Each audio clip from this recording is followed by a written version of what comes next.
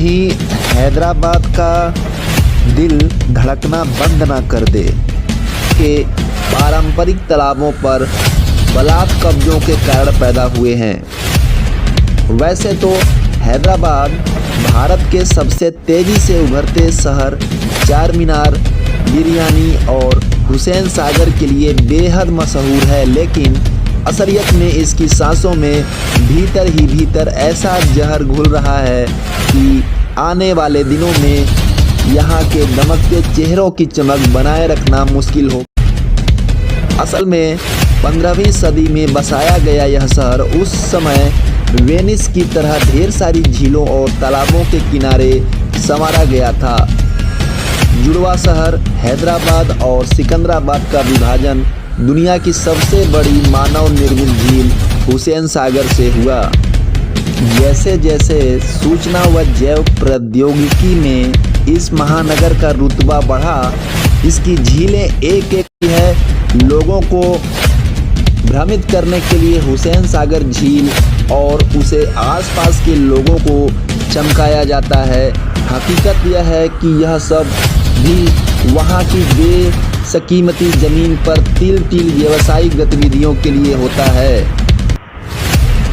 यह बात अब किसी से छिपी नहीं है कि लगभग 778 वर्ग किलोमीटर क्षेत्रफल में फैले हैदराबाद महानगर है कि लगभग 778 वर्ग किलोमीटर क्षेत्रफल में फैले हैदराबाद महानगर का अनियोजित विस्तार पर्यावरणीय कानूनों की अनदेखी और घरेलू व औद्योगिक कचरे की मूसी नदी व तालाबों में सतत गिरने से यहाँ भीषण जल संकट खड़ा हो गया है और इसके निदान का कोई तत्कालिक उपाय सरकार व समाज के पास नहीं है। आप देख सकते हैं यह विषैला जहरीला जल जो हुसैन सागर में जाकर मिल रहा है।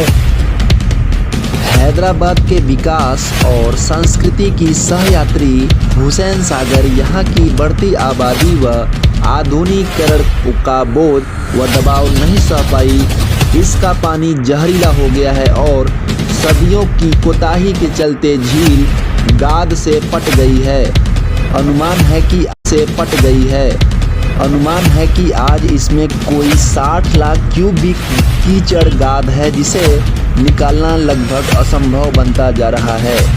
तालाबों पर अतिक्रमण का दुष्परिणाम पहली बार अगस्त 2000 में सामने आया, जब 24 घंटे में 24 सेंटीमीटर वर्षा हुई और पूरा शहर जलमग्न हो गया। राज्य सचिवालय है जहां पर पहले महबूब महल था, तो वहीं दूसरी ओर राज्य भवन है जहां पहले हैदराबाद के प्रधानमंत्री रहा करते थे।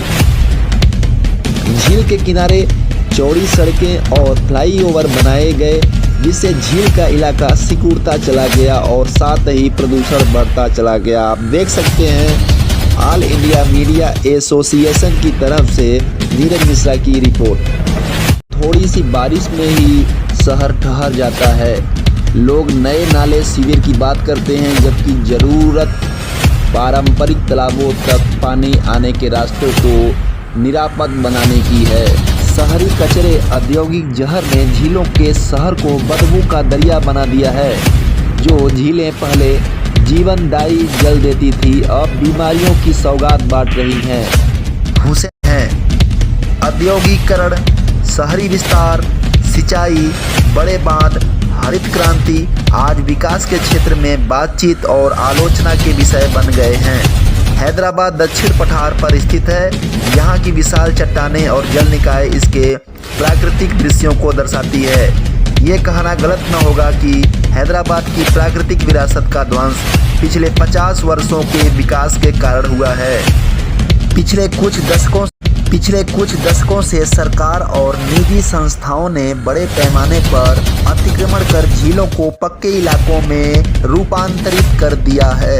इस क्षति को हम पर्यावरण संबंध या व्यापक राजनीतिक आर्थिक संबंध में समझ सकते हैं।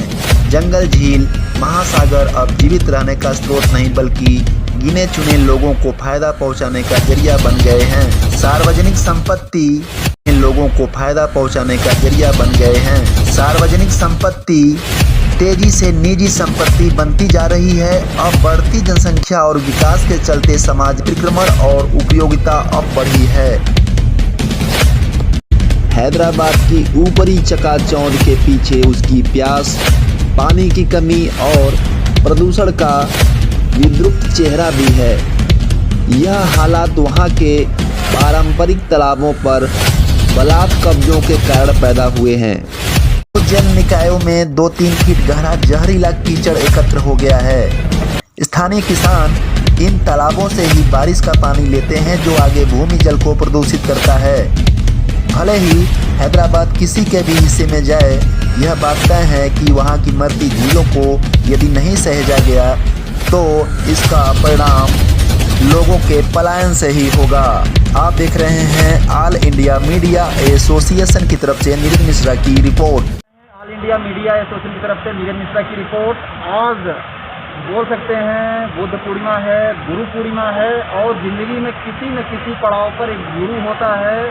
आज गुरु गोविंद दो खरे काके लागो पाए, बलिहारी गुरु आपने गोविंद जियो बताए। इसी भावनाओं के साथ जिंदगी में हर पहलू पर एक गुरु जरूर रहता है। और रामचरितमानस जो हमारा महापुराण है, गोस्वामी तुलसीदास जी कृत यह लिखा गया, उसमें पहली चौपाई लिखी हुई है कि बंदों गुरु पद पदुम पर आगा। मैं सभी गुरुओं को ही प्रणाम करता हूँ। क्योंकि गुरु जो होता है वह शुरू से लेकर लास्ट तक साथ देने वाला होता है। इसी भावनाओं के साथ आप देख रहे थे ऑल इंडिया मीडिया एसोसिएशन की तरफ से नीरज मिश्रा की रिपोर्ट।